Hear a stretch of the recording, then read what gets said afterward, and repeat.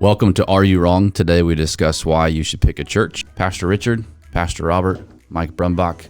Today we've each made our own list and we're going to compare those. Mike, how many churches have you been in your life? How many did they boot you out of? No. So are you talking about how many churches How many have you been booted out of? a member of? No, how many have you been booted out of? Yeah. Well, none.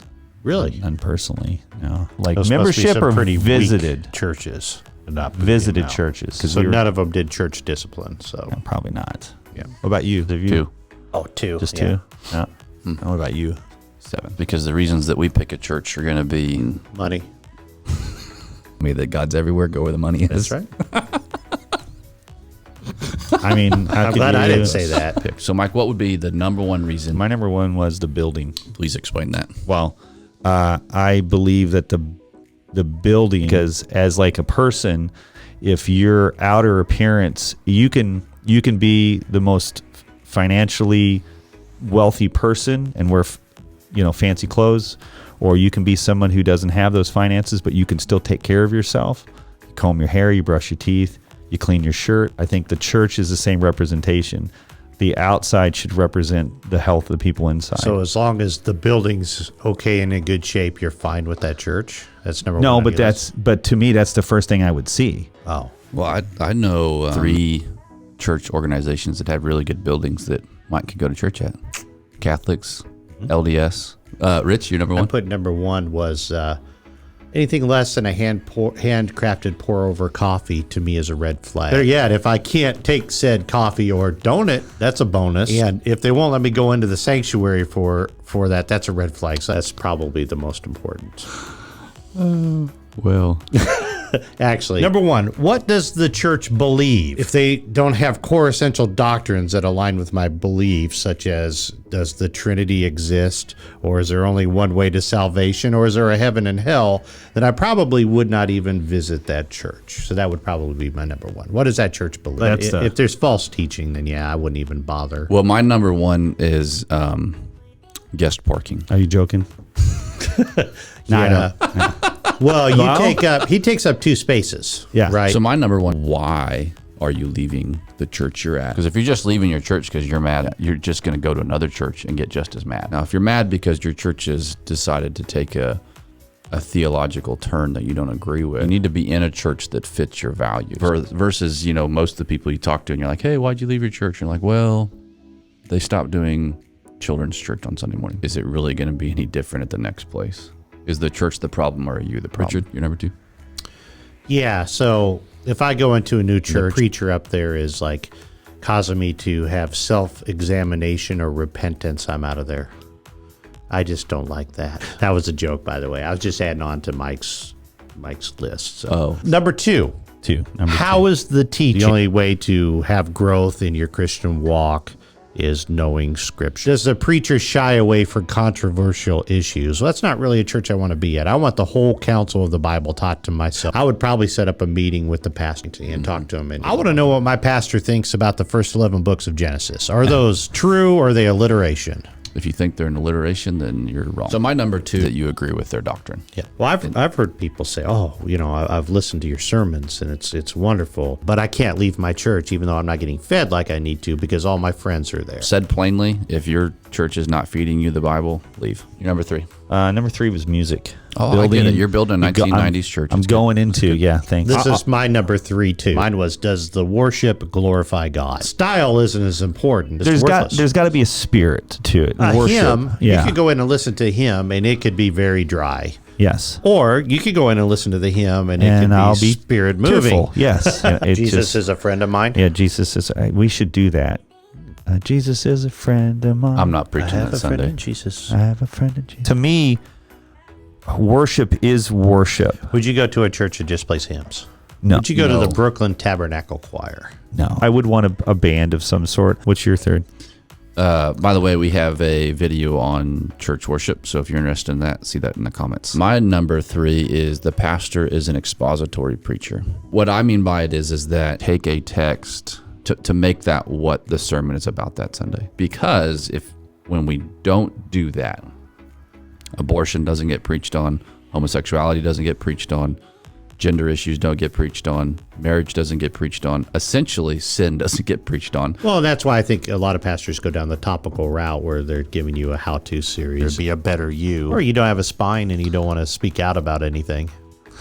Or you're... But don't be in the ministry. Don't be a preacher if you're going to be that way, because we have too many of those. Oh, it's not the pastor's responsibility to raise somebody else's kid. I've been asked that before. Can you help me raise my kid? Because I can't. Somebody asked you to raise their kid. Boy, that was a screwed up church. Take over the discipline. Yeah. It's a messed up family. Yeah, wow. Billy needs some help. That's warning number 4 for me on my list. If they asked Mike to raise their kids, I'm not going there. Billy needs some help. No, they couldn't discipline their students. They want you to spank their kid for them? No, They Bill. I would probably. have said, have you met Mike? There's a whole lot to get through to him either. They wanted you to show your sensitive side to them. Did you cry? And start No, crying. I asked him to leave church. I asked him to leave youth group one time, and that got him really mad. Oh, did you cry after they left, though? No, I didn't cry. Well, I would would've. have gone. So let me make They were sure I understand misbehaving, this and I correctly. couldn't. They wanted you to raise their kid, and then when you attempted to insert discipline and structure, they refused it? They That sounds got like mad a about typical it. church to Yeah. me. They That got sounds mad pretty about it. common. Interesting. happened to be the pastor's kid too, so that didn't help either. Snap. Number 4. Number 4. Number 4 is the ministry in whole. So this would be the preaching, the topics, the style, the other ministries that are corresponding. Like if I went to Sunday school class or I went to another group or something, what am I learning? How it's done, how it's presented, and whether or not I just get anything out of it. Good. What's your number 4, Rich? If the preacher doesn't have at least 30,000 Twitter followers, I'm out. I have 12 followers.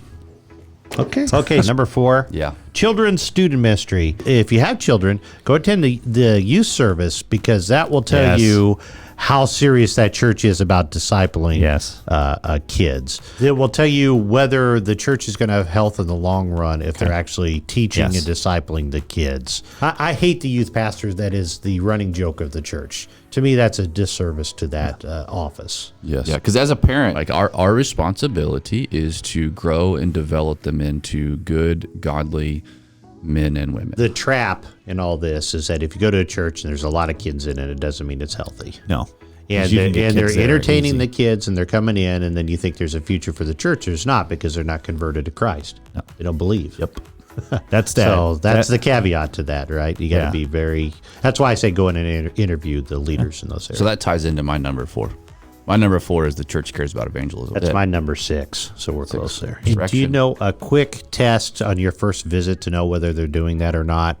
Does that church congregation represent the community that's around it? In our culture today, there's not a whole lot of lost people that stumble in off the street. No. Or So when Easter I and say Christmas. evangelism, I mean that Actively. we're actively in pursuit of lost people. Well, it speaks to the health of the church, because if you go out and evangelize, the purpose is not to evangelize to fill your church.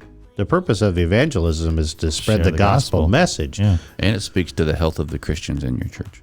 That's right. Because I would argue that you cannot be a healthy Christian who does not share Jesus. Number 5. The pastors outside of the pulpit, they're who they are as people. I've seen situations where the pastor is not the person he is on stage. Because I cut a wire? No, Yeah. I wasn't talking about that. I was scared that day. Were you? Yes. I thought I was going to have to self-defense. But Who the pastors are, who the leaders are outside of their duties. They're outside of what's expected of them when they get up on that stage, because So what do you think about me when I'm not doing my duty? Well, let's not talk about we had a lot of crying parties Yeah. together. No, we did the not. three of No, us. we did we just got it together in a room, and we just No, but I mean, So you like this?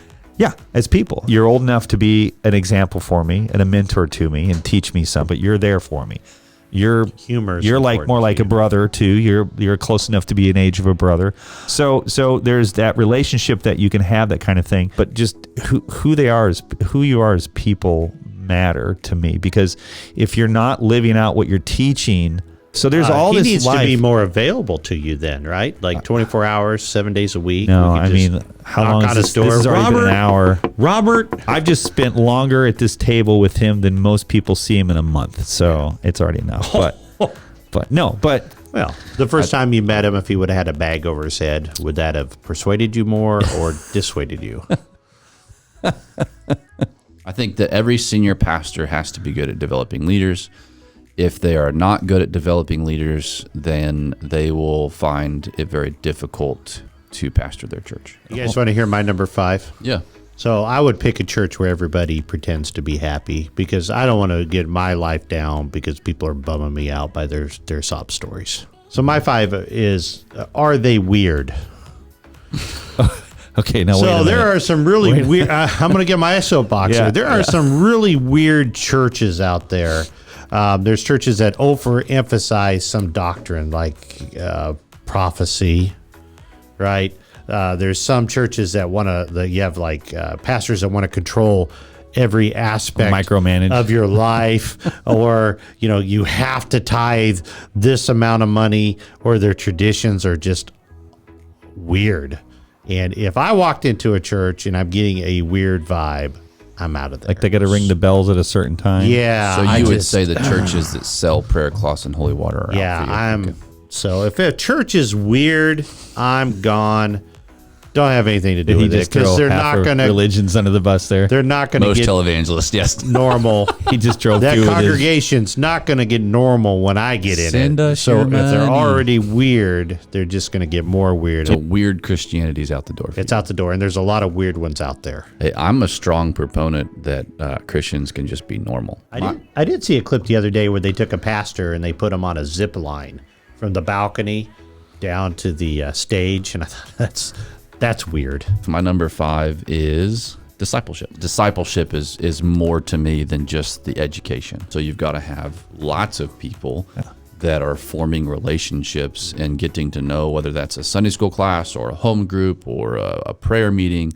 But that discipleship has to go deeper. Well, would you say a component of that, and I put this on my list, so if you go to a church and there's not any positions for you to serve in, that's a huge red flag. I want a church I could go serve. Yes. Which is part of discipleship, making is. those positions available. So the there kitchen? needs to be, with the discipleship, the ability to let other people serve. Following the book of Romans, the very first thing that he talks about in the application stage, which is chapters 12 through 15, is spiritual gifts. Right. I mean, he talks about worship, Romans chapter 12, verses 1 through 3. That immediately transitions into there are spiritual gifts that every single one of us has been given as a believer that are for the edification of the body.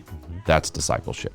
It's Richard's exactly right. I'm with Rich. If you're in a church that you can't serve in, leave. Yep. Go somewhere else. I know of a Headache. of a Christian that went to a church simply because they needed their tithes. He didn't necessarily feel called to that church, but he was at a point in his life where money was the most important thing to that church, and that's what he could give. We need money. I joined an Instagram page called Sneakers and Preachers. Oh yeah, I've seen that. Yeah, it's like these pastors that have like tens of thousands of dollars in a pair of shoes. I didn't put that on my list, but maybe I should have. Well, I'm just thinking that we need a millionaire because I've been trying to figure out how to get my name on that page. So You want some new shoes? Did you pour coffee on those? I like. Did he pour coffee on this? I wear the same. I did put on my list that I would shop around for a church till I found the very best swag they were giving away, but I don't know. Swag's important. The reality is, subconsciously or consciously, you've already made up your mind the kind of church you want to be in. Take the time to make sure that the church you're joining is one that you can really be committed to for a long time. If you liked this episode, then hit that subscribe button. Leave us a comment at the bottom. See ya.